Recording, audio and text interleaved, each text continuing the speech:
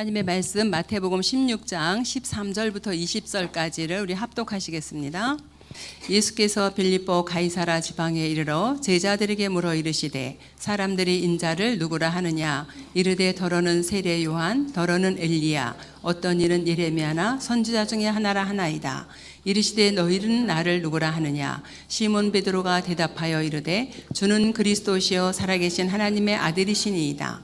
예수께서 대답하여 이르시되 바요나 시몬아 내가 복이 있도다. 이를 내게 알게 하니는 혈육이 아니요 하늘에 계신 내 아버지시니라. 또 내가 내게 이르노니 너는 베드로라.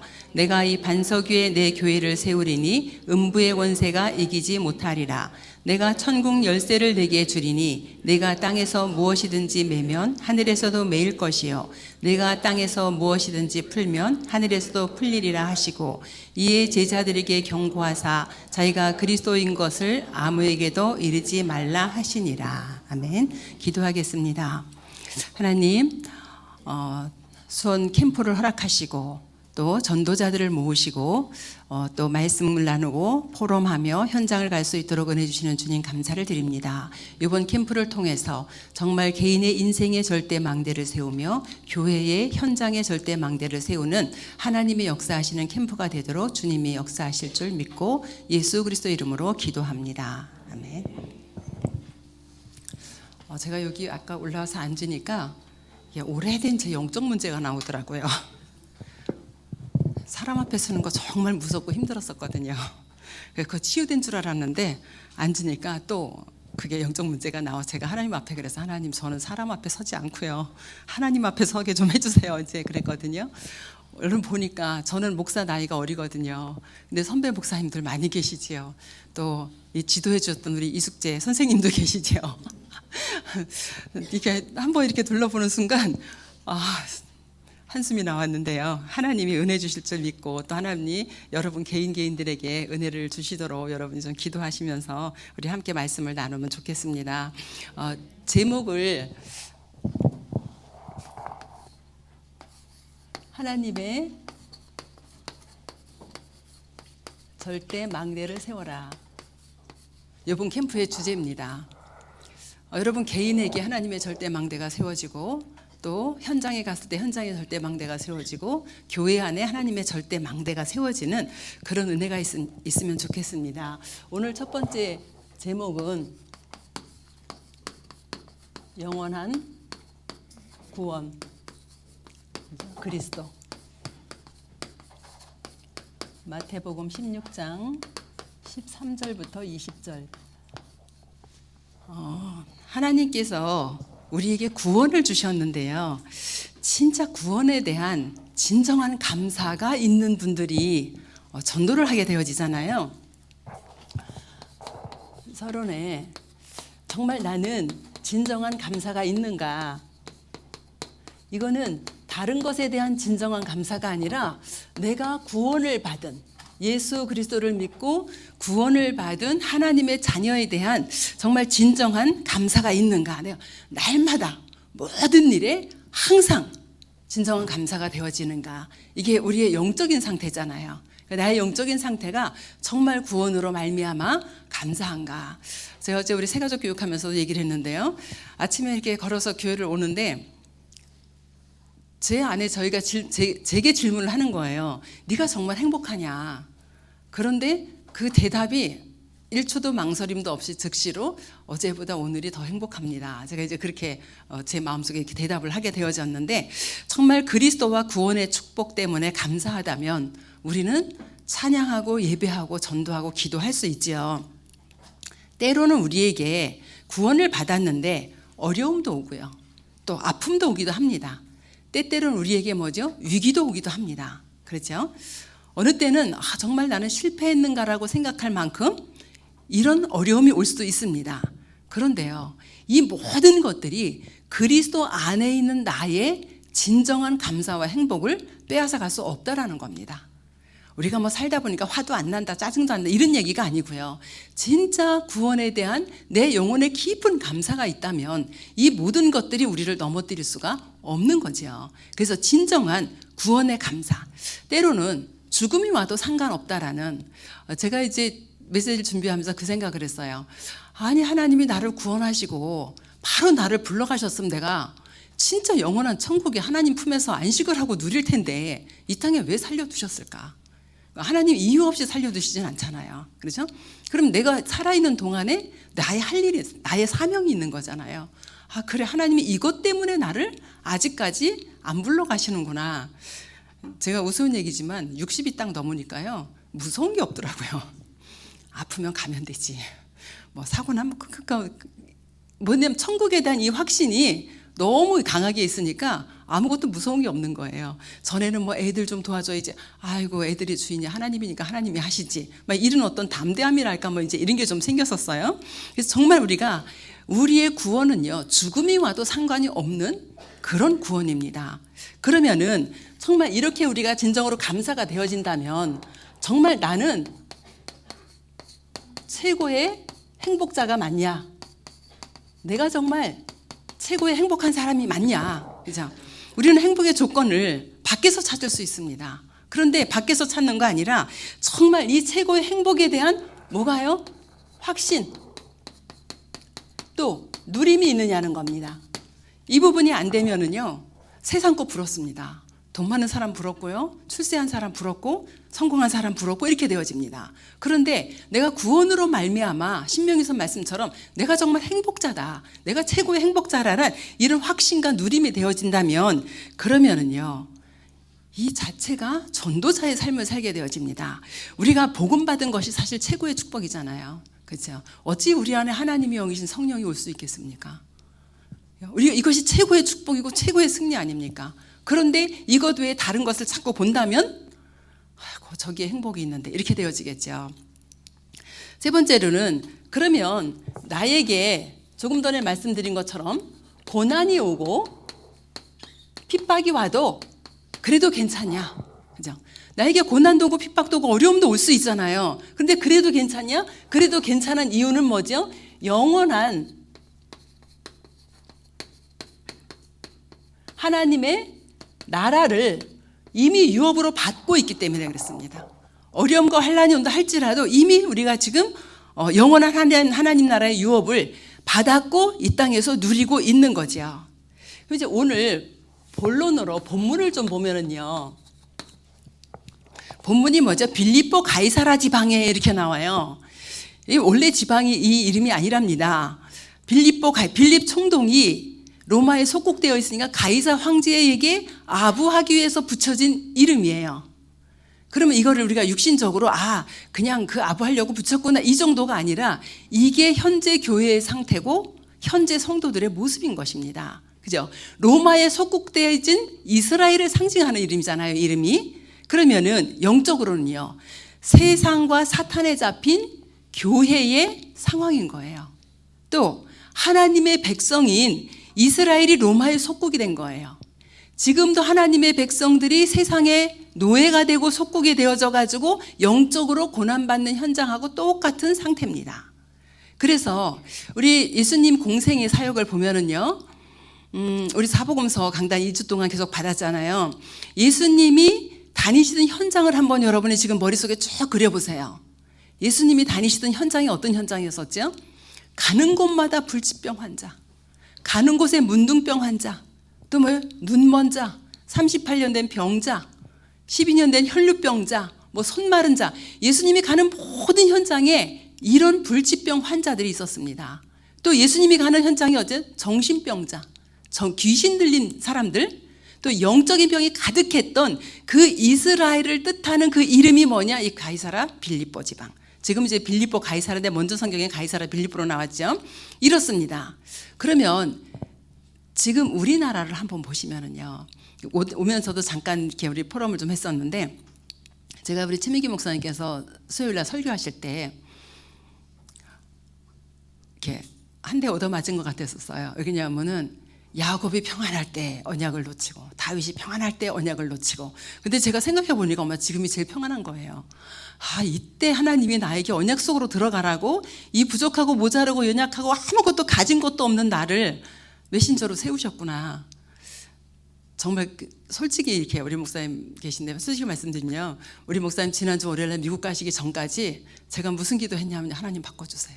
하나님이 메신저 바꿔주세요. 계속 그 기도를 했거든요. 누구도 있고 누구도 있는데 왜 하필 납니까? 막 이랬는데 목사님 미국 가시면서 전화하신 거예요.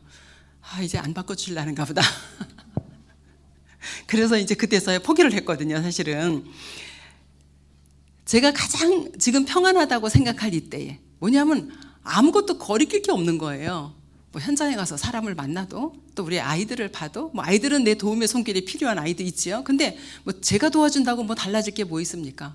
진짜 맡기지 못한 거 하나님 앞에 맡기라고 하나님이 하시는 것 같더라고요. 그런데 우리나라를 지금 한번 보세요.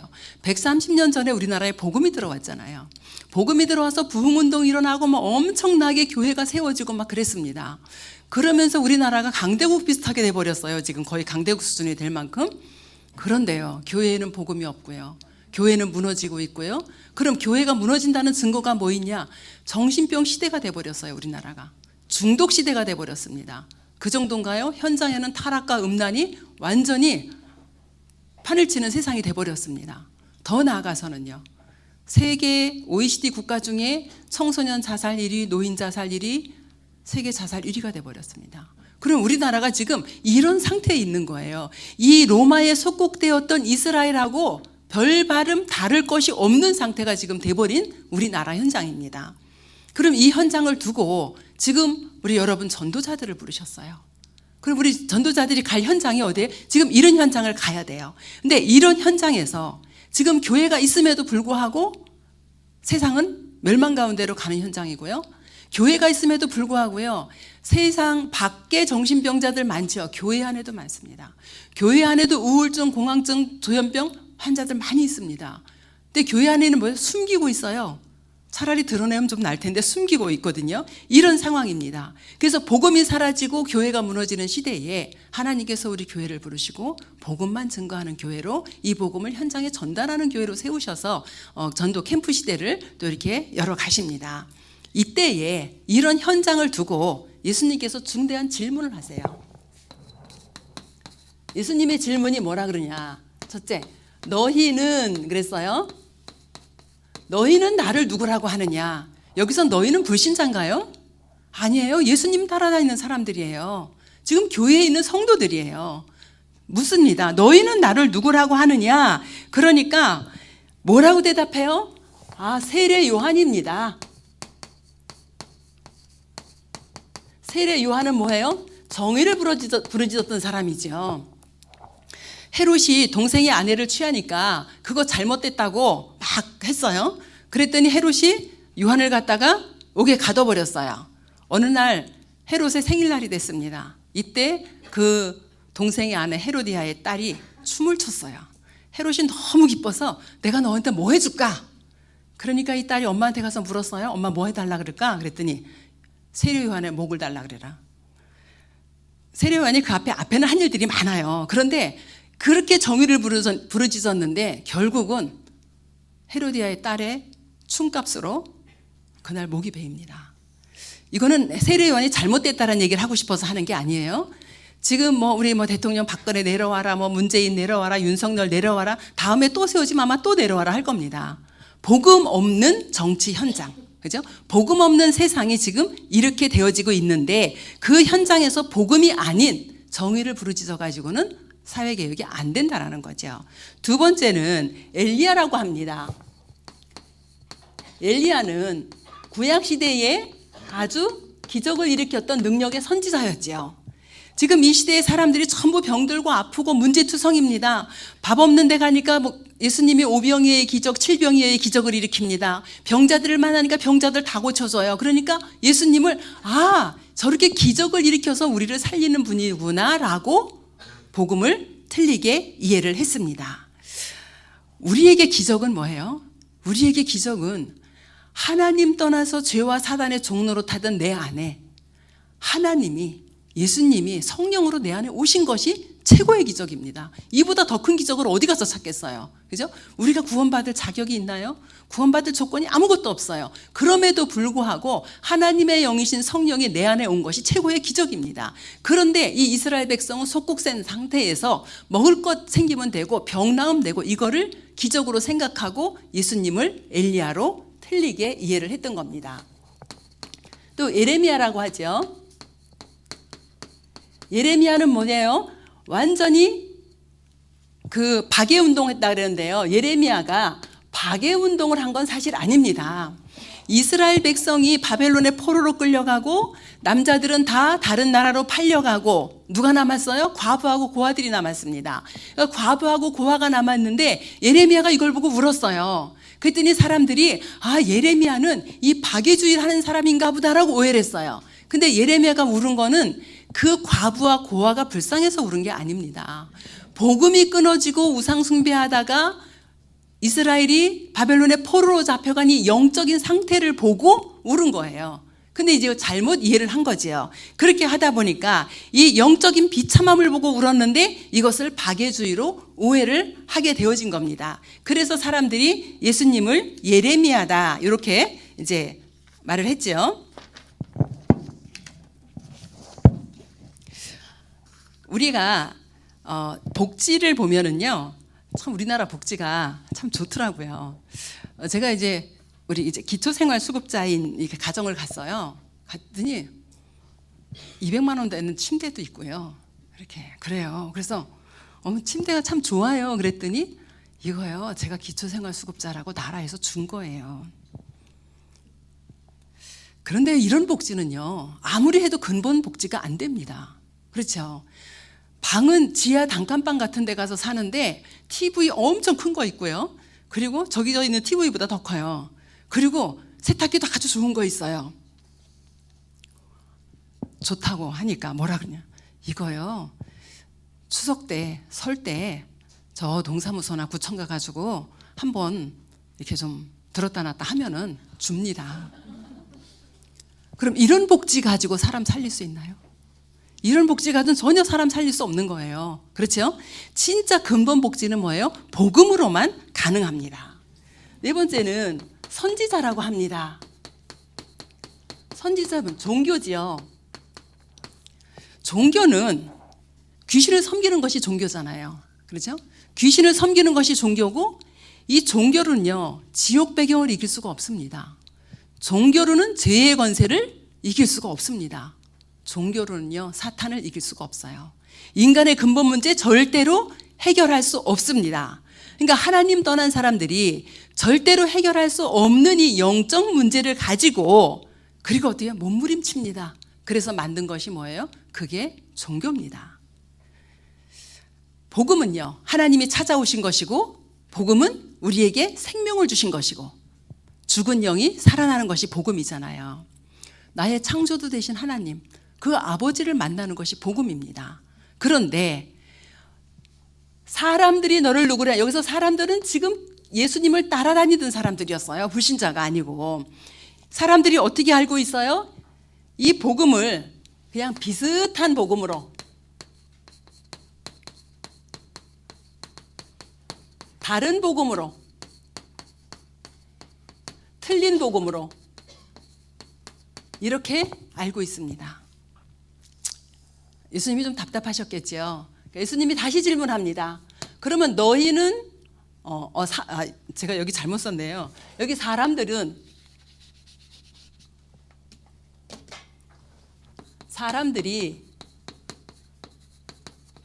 나를 누구라고 하느냐. 그러면 이제 제자들에게 묻습니다. 너희는 나를 누구라고 하느냐, 이렇게 물어요. 너희는 나를 누구라고 하냐 물었더니 베드로가 고백합니다. 예수님은 그리스도시요 살아계신 하나님의 아들이심을 고백합니다. 이 고백을 하는 사람들을 하나님이 사용하시는, 쓰시는 일꾼입니다. 진짜 여러분에게 예수님이 누구십니까? 정말 예수님이 그리스도가 맞습니까? 그렇다면요, 여러분이 문제가 올 때 근심하고 염려하는 것이 아니라 누구 바라봐야 돼요? 예수 그리스도 바라봐야 돼요. 그렇죠? 예수님이 진짜 나의 그리스도가 맞다면 뭐 때문에 사람 말에 그렇게 흔들립니까? 이 사람은 이 말하고 저 사람은 저 말하고 류 목사님은 뭐 보태서 말하고 이러더라고요. 근데 그 말에 왜 그렇게 흔들립니까? 사람 말에 흔들릴 이유가 없잖아요. 아니 그리스도가 모든 문제 해결이라면서요.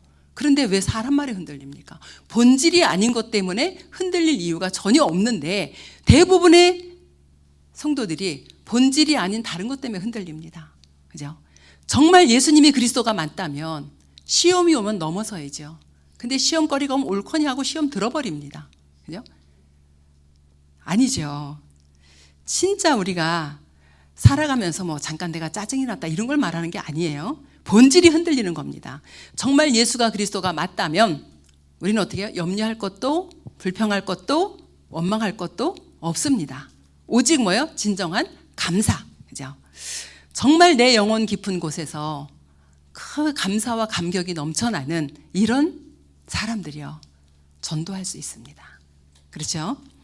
주는 그리스도시여 살아계신 하나님의 아들이심을 고백할 때에 그분이 내 안에 계셔서 나의 그리스도가 된다면 우린 어떤 일에도 어떤 핍박이나 사람의 말이나 환경이나 모든 것들에 절대로 흔들릴 이유가 없는 것입니다.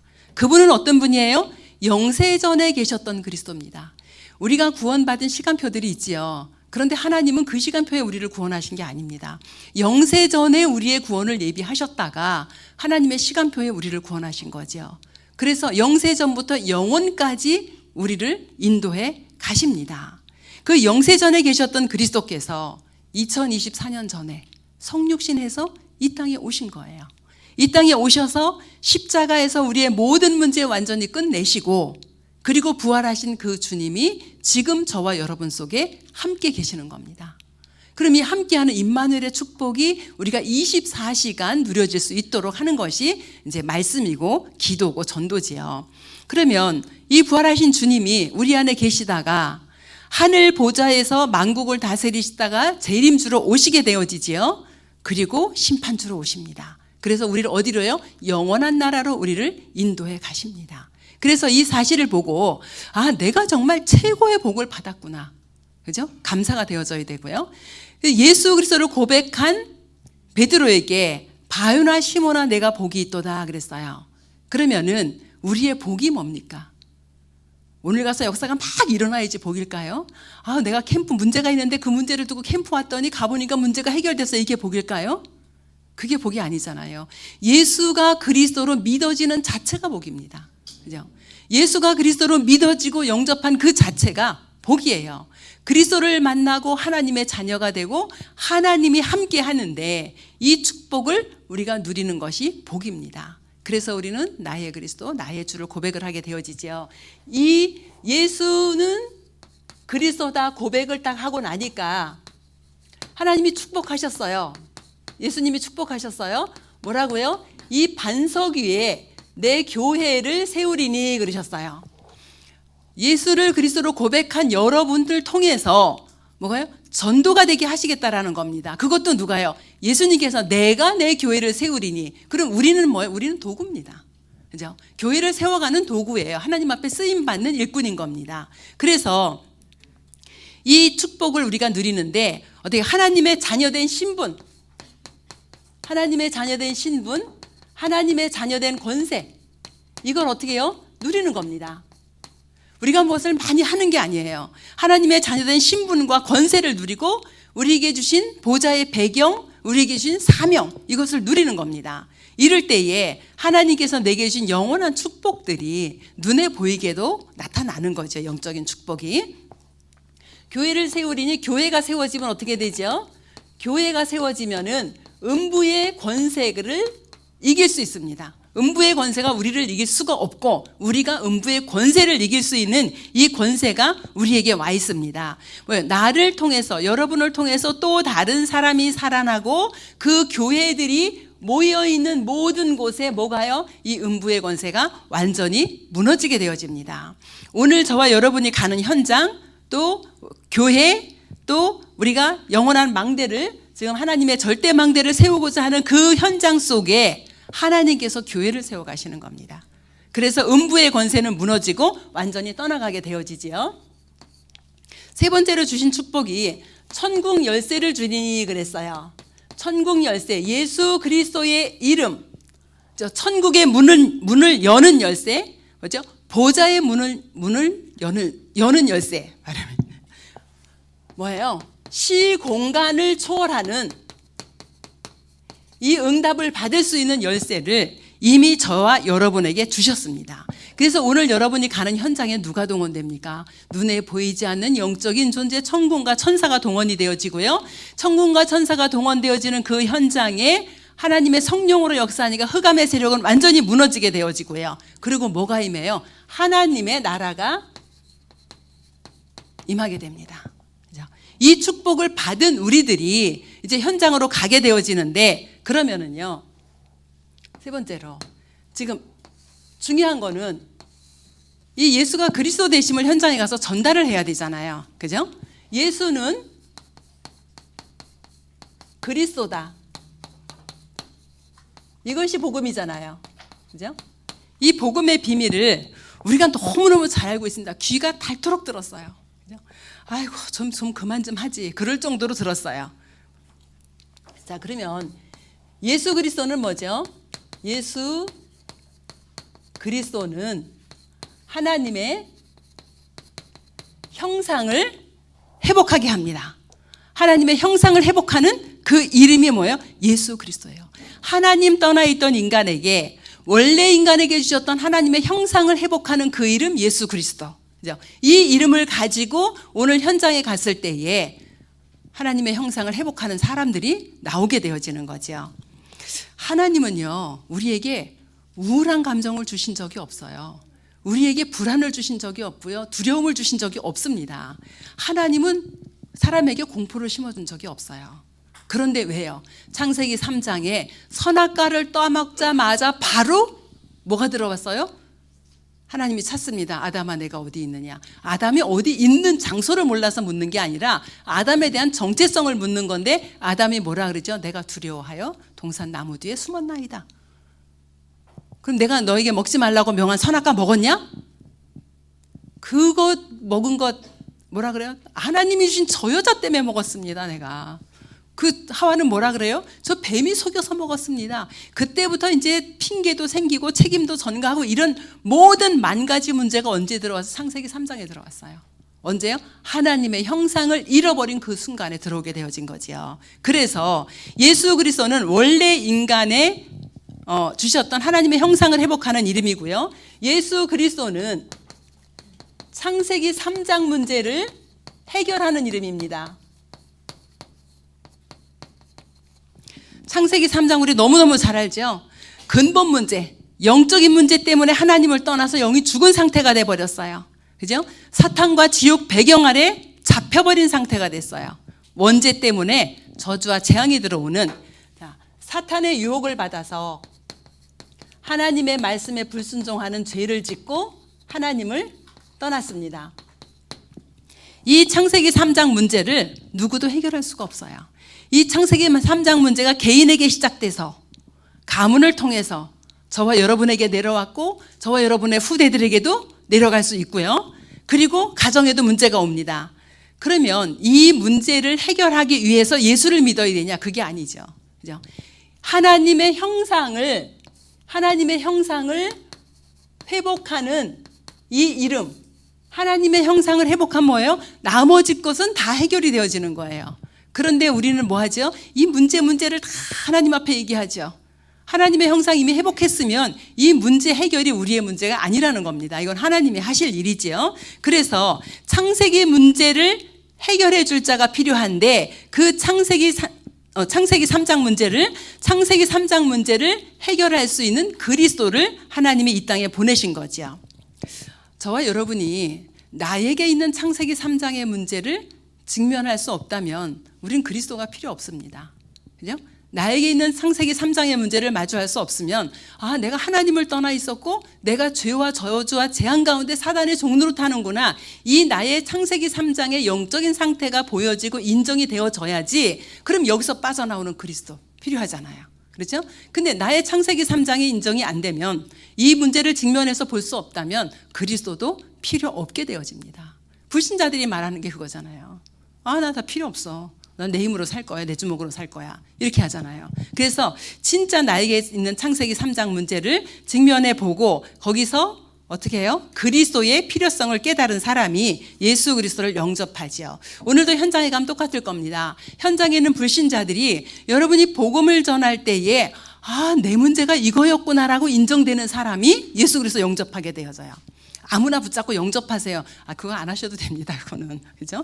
정확하게 원래 인간이 어땠고 타락한 인간의 모습은 어땠고 그게 당신의 모습이다. 그래서 해결하는 길 그리스도. 이것이 인정이 되어지고 믿어질 때 영접하시면 돼요. 그래서 현장에 가면은 지금도 사탄의 권세 아래, 지옥 배경 아래 죄와 저주의 사슬에서 묶여있는 이 사람들을 거기서 해방시켜 주려고 하나님이 우리를 현장으로 오늘도 보내시는 겁니다. 그럼 그리스도는 누굽니까? 창세기 3장 15절 보니까 여자의 후손이 오셔서 뱀의 머리를 상하게 할 것이다 그랬어요. 여자의 후손, 창세기 3장 사건 이후에요.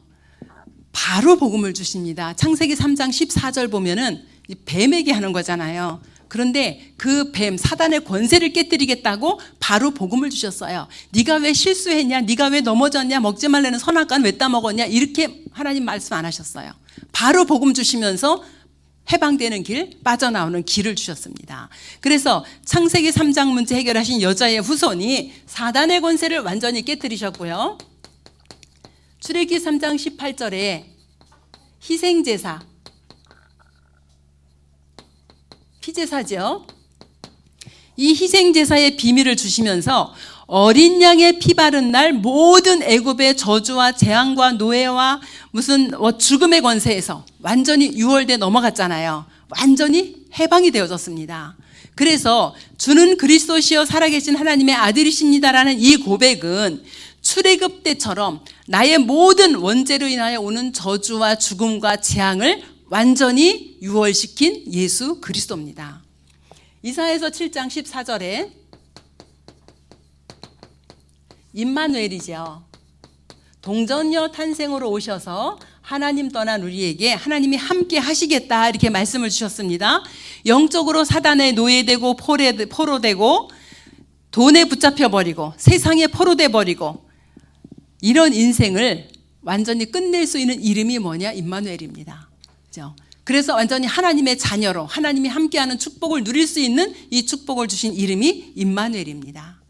다시 한번 설명드리면 하나님 만나는 임마누엘을 회복하는 참 선지자요, 모든 죄와 재앙을 해결한 참 제사장이요, 사단의 권세를 이기신 참 왕이다. 그 이름이 누구냐? 예수 그리스도. 그래서 이 질문에 주는 그리스도시여 살아계신 하나님의 아들이심을 고백할 때에 이렇게 축복을 줄 수밖에 없는 이런 은혜를 우리에게 지금 그대로 주신 겁니다. 그러면 우리는 고백하죠.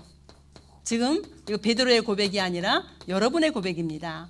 주는 그리스도시여 살아계신 하나님의 아들이십니다. 계시록 3장 20절에 보니까 영원한 문제를 해결하신 예수 그리스도를, 부활하신 예수 그리스도를 믿으면 성령으로 우리 안에 오셔서 함께 하신다 그랬어요. 요한복음 1장 12절에는요. 영접하는 자, 그 이름을 믿는 자들에게는 하나님의 자녀가 되는 권세를 주셨다. 그럼 오늘 우리가 이 하나님의 자녀 되는 신분과 권세를 가지고 현장에 가서 현장에 묶여있는 그들에게 이 복음을 전달하고 해방시킬 수 있는 사명이 우리에게 있는 거죠. 결론입니다. 지금 하나님의 시선은 어디 있을까요?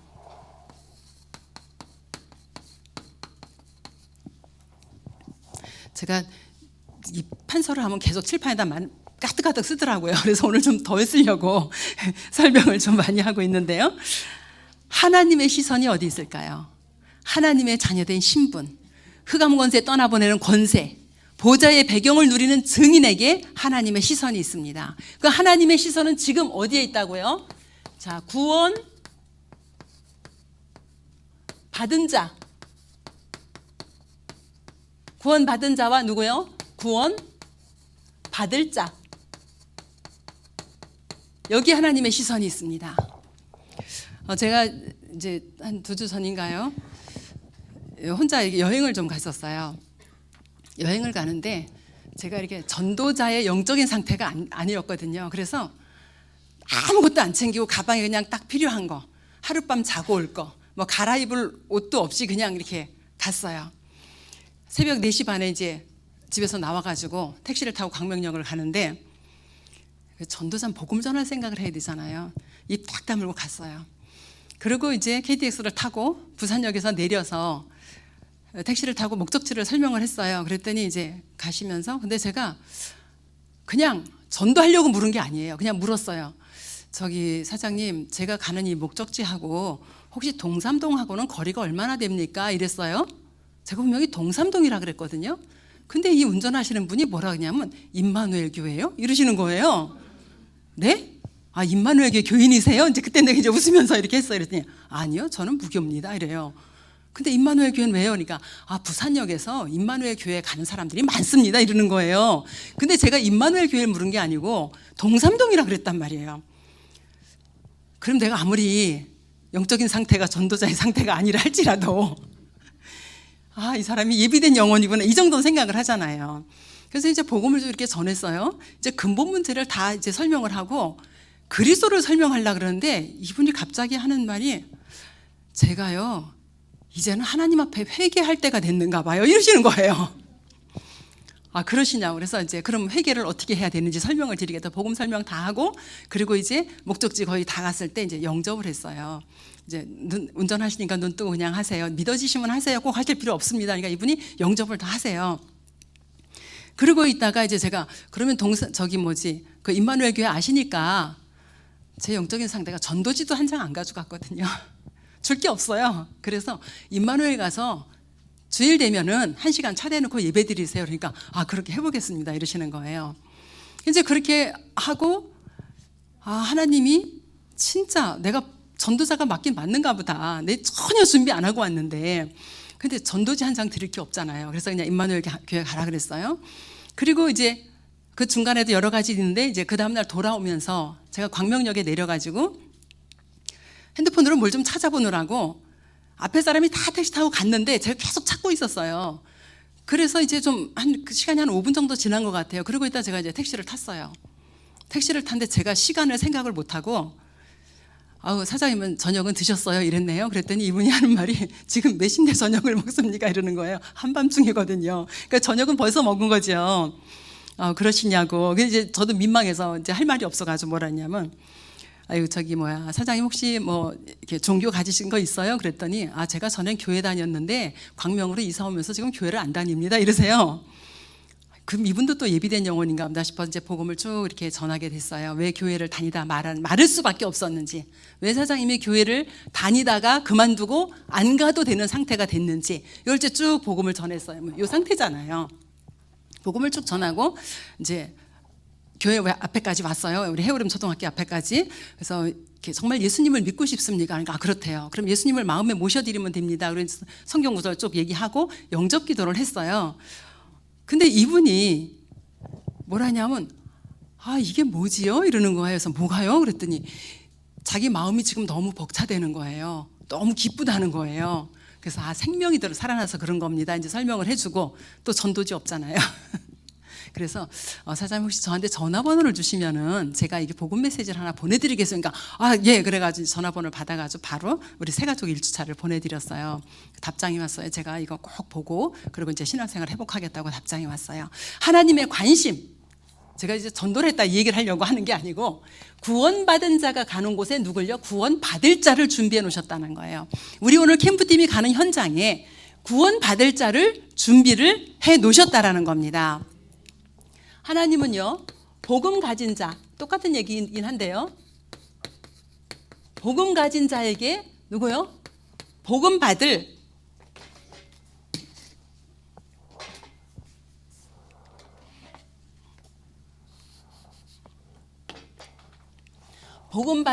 누구를요? 갈급한 영혼을 예비해 놓고 지금 기다리시고 계십니다. 여러분이 복음 전할 전도자잖아요. 그죠? 그 전도자들에게 이 갈급한 영혼을 지금 준비해 놓고 기다리고 계세요. 우리 성경 구절을 하나 몇 가지 한 두세 곳 볼게요. 사도행전 1장 14절 보니까 이 전도라는 것을 놓고 복음 전파라는 것, 사도행전 1장 8절의 언약, 1장 1절, 3절, 8절의 언약을 붙잡았으니까 지금까지 복음을 전하겠다라는 이 언약 붙잡은 기도의 사람에게 누구를 붙였냐 하면은 사도행전 2장 9절로 11절에 15나라에서 들어온 갈급한 영혼을 붙이셨습니다. 그렇죠. 이 모여서 기도한 이 사람들에게 또 사도행전 3장 1절을 보면은 지금 베드로가 다른 정식기도 시간하고 다른 상태예요. 영적인 상태가 뭐냐 하면은 전도 운동을 마음에 품고 구시기도 하러 올라가는 이 베드로에게 누구를 붙였어요? 복음으로 말미암아 운명을 바꾸지 않으면 안 되는, 이 베드로가 전도 운동을 두고 기도하러 올라가는데 복음으로 운명을 바꾸지 않으면 안 되는 누구를 붙였어요? 안진뱅이를 붙입니다. 안진뱅이 늘 거기 앉아 있었거든요. 그죠? 하나님께서는 정말 우리가 전도하려고 마음 먹는다면요, 사도행전 8장 4절로 8절을 보니까 누가 있어요? 빌립이란 사람이 있습니다. 이 빌립이란 사람이 사마리아라는 한 지역을 놓고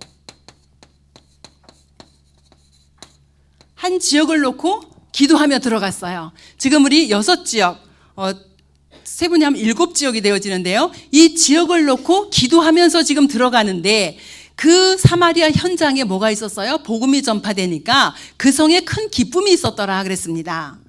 또 26절부터 40절까지 보면은 요건 뭐죠? 한 나라를 놓고 기도하는데 누구를 붙였어요? 에디오피아 네시를 붙입니다.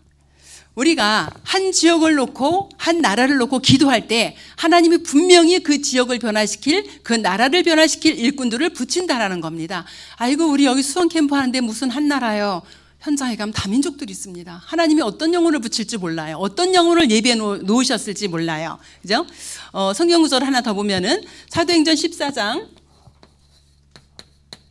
19절부터 21절에 보면은 바울이 지금 돌 맞아서 죽는 현장입니다. 바울이 돌 맞아서 죽는 현장에 돌 맞아 죽은 줄 알고 버렸는데도 들어가요. 거기 누가 있어요? 이 디모데를 확립하러 들어갑니다. 우리 사복음서에 대해서 2주 동안 말씀 받았습니다.